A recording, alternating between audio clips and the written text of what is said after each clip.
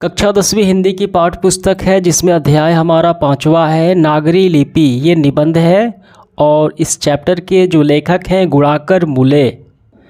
देखिए, गुणाकर मूले द्वारा रचित जो नागरी लिपि निबंध है, इन्होंने इसमें देवनागरी लिपि की प्राचीन इतिहास, उत्पत्ति और भौगोलिक विस्तार और उनके वैज्ञानिक महत्व को बताया गया है।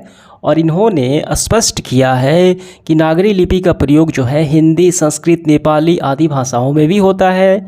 और इसके प्राचीन जो शिलालेख हैं गुजरात व राष्ट्रकूटों के समय में मिलते हैं।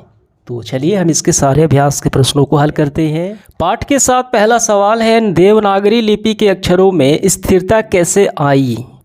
इसका उत्तर लिखेंगे हम ऐसे। इस लिपि में यह लेख छपा है। कौन सा लेख है? नागरी लिपि। ये किस लिपि में छपा है? ये देवनागरी यानी नागरी लिपि में छपा है, तो इसी को हम बोलते हैं देवनागरी लिपि। करीब 2 सदी पहले पहली बार इस लिपि के टाइप बने और इसके पुस्तकें छपने लगी, इसलिए इसके अक्षरों में स्थिरता आ गई, यानी देवनागरी लिपि तब से ये है। तो इसका आंसर तो हो गया हमारा, ठीक, यहाँ तक। दूसरा सवाल देखिए, देवनागरी लिपि में कौन कौन सी भाषाएं लिखी जाती हैं? तो देखिए, गौर कीजिए, हिंदी तथा इसके विविध बोलियां देवनागरी लिपि में लिखी जाती हैं। हमारे पड़ोसी देश नेपाल की जो नेपाली है, ठीक, वो नेवारी भाषाएं भी इसी लिपि में लिखी जाती है, यानी देवनागरी में। मराठी भाषा भी लिपि जो है वो देवनागरी है, और इसके अतिरिक्त संस्कृत व प्राकृत जो भाषाएं हैं वो देवनागरी में लिखी जाती हैं। ऐसे आपका आंसर होगा, इसको भी आपको शामिल कर लेना है। तीसरा सवाल है, लेखक ने किन भारतीय लिपियों से देवनागरी का संबंध बताया है? इसका उत्तर है, देखिए, गुजराती लिपि देवनागरी से अधिक भिन्न नहीं है। पहला तो हो गया गुजराती लिपि से। बंगला लिपि प्राचीन नागरी लिपि को पुत्री नहीं तो बहन अवश्य है, ठीक। तो कौन से? गुजराती लिपि और बंगला लिपि। यहाँ तक हो गया। नंबर सवाल देखिए, नंदी नागरी किसे कहते हैं? किस प्रसंग में लेखक ने इसका उल्लेख किया है? इसका उत्तर हम देखिए यहाँ से करेंगे। गौर कीजिए, नागरी लिपि के आरंभ लेख हमें दक्षिण भारत के जो है भारत से मिले हैं। दक्षिण भारत की यह नागरी लिपि नंदी नगरी कहलाती है, ठीक।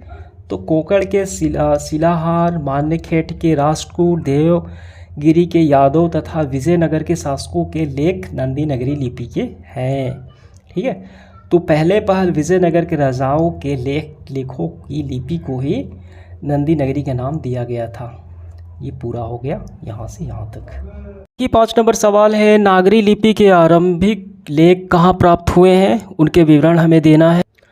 यहाँ से हम करेंगे। दक्षिण भारत के अनेक शासकों ने नागरी लिपि का इस्तेमाल किया। राजरात व राजेंद्र जैसे प्रतापी चोल राजाएं जो थे 11वीं सदी में सिक्कों पर नागरी अक्षर देखने को मिले, यानी इस सदी में 11वीं सदी में देखने को मिलते हैं। 12वीं सदी में भी देखिए केरल के शासकों के सिक्कों पर भी वीर केरल से जैसे शब्द नागरी लिपि में भी देखने को मिले। सुदूर दक्षिण के प्राप्त वीर गुण के पालियम ताम्रपत्र में भी, यानी 9वीं सदी में भी नागरी लिपि से हैं। इतना ही नहीं, श्रीलंका के पराक्रम बाहु विजय जो बाहु है 12वीं सदी में भी आदि शासकों के सिक्कों पर भी नागरी लिपि देखने को मिलते हैं, ठीक है।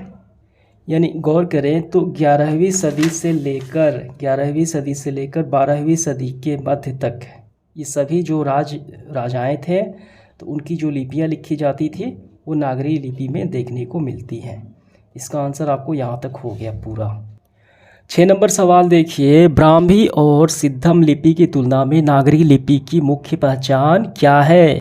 6 नंबर हम यहाँ से करेंगे। गौर कीजिए, गुप्त काल की ब्राह्मी लिपि तथा बाद की सिद्धम लिपि के अक्षरों के सिरों पर छोटी आड़ी लकीरें या छोटे ठोस तिकोन हैं, लेकिन नागरी लिपि की मुख्य पहचान यह है कि इसके अक्षरों के सिरों पर पूरी लकीरें बन जाती हैं और सिरों रेखाएं उतनी ही लंबी रहती है जितनी कि अक्षरों की चौड़ाई होती है, ठीक है।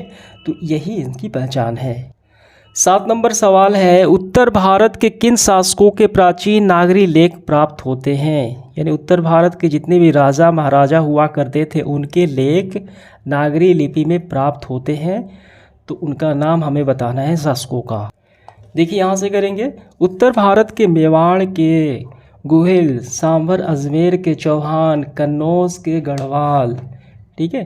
काठियावाड़ गुजरात के सोलंकी, आंबू के फरमान, जेजा मुक्त के बुंदेलखंड की जो है उसके चंदेल, और यहाँ पे त्रिपुरा के कलसूरी शासकों के लेख नागरी लिपि से हैं।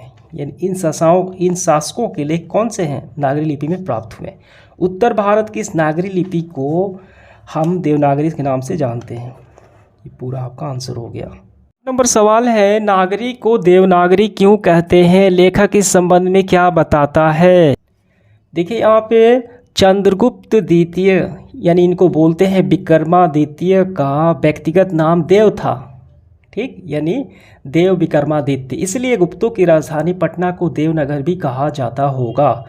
देवनागर की लिपि होने से उत्तर भारत के प्रमुख लिपि के बाद देवनागरी का नाम दिया गया। यहीं से ये नाम आया, यानी चंद्रगुप्त द्वितीय के नाम से। ठीक है, तो देवनागर पड़ा देवनागरी। 9 नंबर देखिए, नागरी की उत्पत्ति के संबंध में लेखक का क्या कहना है? पटना से नागरी का क्या संबंध लेखक ने बताया है? देखिए इसका उत्तर हम ऐसे करेंगे, नागरी शब्द किसी नगर अर्थात बड़े शहर से संबंधित है। आद्य ताड़िकम नामक एक नाटक से जानकारी मिलती है कि पाटलिपुत्र यानी पटना को नगर कहते थे। हम यह जानते हैं कि स्थापत्य के उत्तर भारत की एक विशेष शैली को नागर शैली कहते हैं। ठीक है, तथा नागर या नागरी शब्द उत्तर भारत के बड़े नगर संबंध रखता है। असंभव नहीं कि यह बड़ा नगर प्राचीन नगर पटना ही हो। ठीक है, यह संभव नहीं संभव हो सकता है। तो बस यहाँ तक आपका आंसर हो गया। 10 नंबर सवाल है, नागरी लिपि कब एक सार्वदेशिक लिपि थी? इसका उत्तर लिखेंगे हम। देखिए ईसा की 8वीं से 11वीं सदियों में हम नागरी लिपि को पूरे देश में व्याप्त देखते हैं। तो उस समय ये क्या है? सार्वदेशिक लिपि थी, यानी पूरे देश में ये उपस्थिति दर्ज की थी 8वीं से 11वीं सदी के मध्य। ये पूरा आपका यहाँ तक हो गया। नागरी लिपि के साथ साथ यानी देवनागरी लिपि के साथ साथ किसका जन्म होता है? इस संबंध में लेखक ने क्या जानकारी देता है? देखिए इसका उत्तर हम यहाँ से करेंगे, नागरी लिपि के साथ साथ अनेक प्रादेशिक भाषाएं भी जन्म लेती हैं। ये पूरा लिखते हुए आपको यहाँ तक कर लेने हैं इसका आंसर। जो जो भाषाएं इसमें शामिल होती हैं यानी इनका जन्म होता है। देखिए बांग्ला भी लिखी जाती है, मराठी भी लिखी जाती है और संस्कृत भी लिखी जाती है। ठीक है, देवनागरी लिपि में। यहाँ तक हो गया। 12 नंबर सवाल है, गुर्जर प्रतिहार कौन थे? देखिए इसका आंसर लिखेंगे, विद्वानों का मत है कि गुर्जर प्रतिहार बाहर से भारत आए थे। ईसा की 8वीं सदी के पूर्वार्ध के अवंती प्रदेश में उन्होंने अपना शासक खड़ा किया और बाद में कन्नौज पर अधिकार कर लिया। यहाँ तक हो गया। इसका आखिरी सवाल है, निबंध के आधार पे कालक्रम से नागरी लेखों से संबंधित प्रमाण प्रस्तुत करें।